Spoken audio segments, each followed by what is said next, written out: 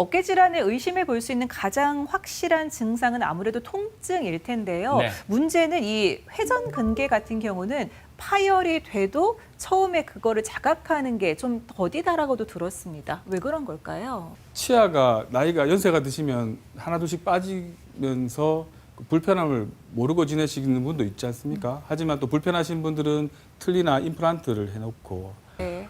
어깨 힘줄도 우리가 연세가 드시면서 이 노화 과정으로 이렇게 이런 문제들이 생기는 것 같습니다. 어떤 경우는 적응을 해서 증상이 없이 지내기도 하지만 또 여러 가지 원인에 의해서 또 증상이 발현되는 경우가 있는데요. 네네. 증상이 없는 사람들을 모아서 연구를 한 것들이 있습니다. 돌아가시기 전에 그런 증상이 없다고 보고해서 이 사체를 가지고 연구를 해봤고 어깨 없는 사람들을 무작위로 뽑아서 MRI를 찍어보고 초음파를 찍어봤더니만 평균 한 20~30%에서 회전근개 질환을 가지고 있더라. 근데 증상은 없다고 환자들이 얘기하더라. 예. 네. 하지만 이 무증상으로 많이 살아가고 있지만 여기서 또 두 가지 문제가 발생을 하게 되는데요. 어떤 문제인가요? 예. 이 항상 무증상으로 끝나는 게 아니라 어떤 요인에 의해서 아파지고 잠을 못 자는 환자가 생기더라. 또 이러한 무증상을 방치했을 때는 연세가 드시면서 이 크기가 더 커져서 나중에는 치료하기가 더 어려워지더라.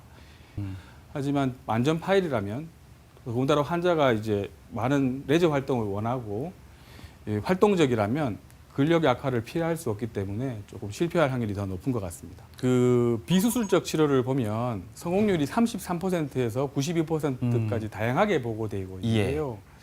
그만큼 누가 좋은 결과를 얻을지 찾아내기가 힘들다는 얘기입니다.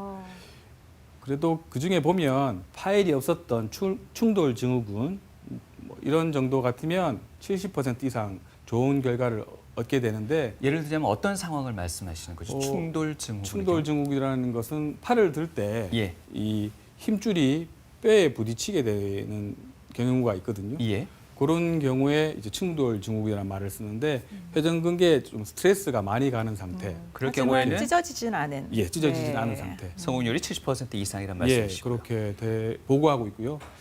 이 완전히 찢어져서 안으로 말려든 상황이라면 이 근력이 회복되지는 않습니다. 그래서 이 근력 약화 때문에 불편함을 호소하셔서 50%밖에 이 성공률을 보고하고 있지 않습니다. 예. 그래서 환자의 나이, 활동 정도, 증상의 정도, 그리고 얼마나 알았는지 등을 충분히 고려해가지고 보존적 치료를 할지 조기에 수술을 할지 결정하게 됩니다. 여러 가지 단계를 이렇게 설명한 건데요.